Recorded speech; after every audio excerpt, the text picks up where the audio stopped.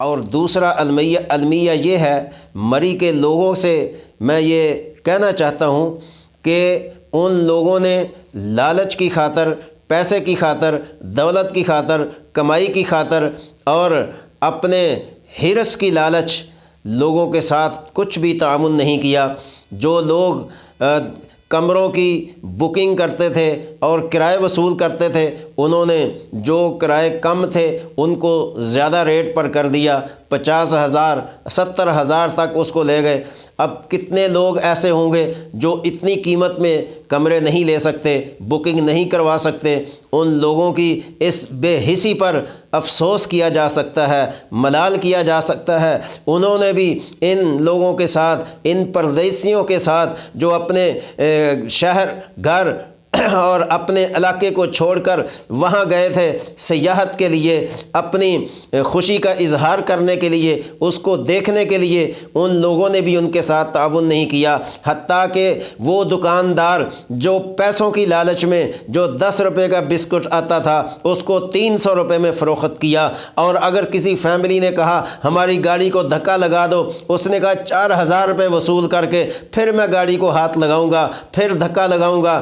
یہ کون سی انسانیت ہے؟ یہ کون سے لوگ ہیں جن کے اندر ہمدردی کی رمق تک باقی نہیں ہے؟ رمق کا جنازہ نکل چکا ہے اور ہمدردی کا ہمارے وجود سے جنازہ نکل چکا ہے۔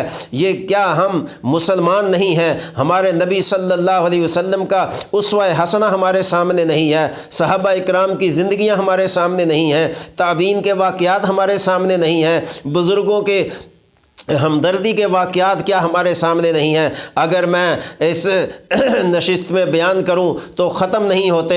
ایک صحابی کو پیاس لگتی ہے تو وہ 6 صحابیوں کے پاس پانی جاتا ہے، پیتا کوئی نہیں، کہتا ہے دوسرے کو دے دو، اس کی جان کا مسئلہ ہے۔ دوسرا کہتا ہے تیسرے کو دے دو، اس کی جان کا مسئلہ ہے۔ تیسرا کہتا ہے چوتھے کو دے دو، وہ اس کی جان پر ہو سکتا ہے مجھ سے زیادہ وہ تکلیف کے اندر مبتلا ہو۔ انسانیت کہاں چلی گئی؟ آج ہم کس منہ سے اپنے نبی کا نام لیتے ہیں؟ کس منہ سے ہم قرآن کی تلاوت کرتے ہیں؟ ہم کس جہان میں رہتے ہیں؟ اگر ہمدردی نام کی چیز ہمارے اندر نہیں ہے تو پھر انسانیت ختم ہو گئی، پھر تو درندگی ہمارے اندر آ گئی، پھر تو حیوانیت ہمارے اندر آ گئی۔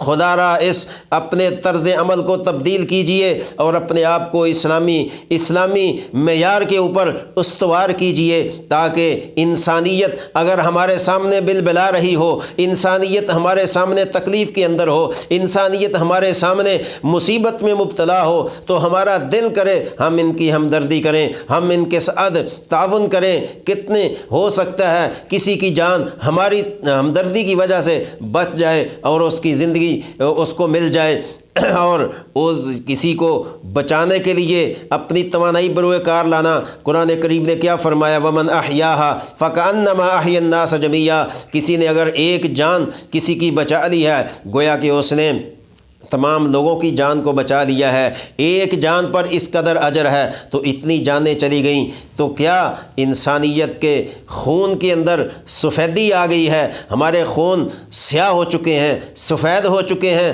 کہ اس کے اندر ہمدردی نام کی کوئی چیز نہیں ہے۔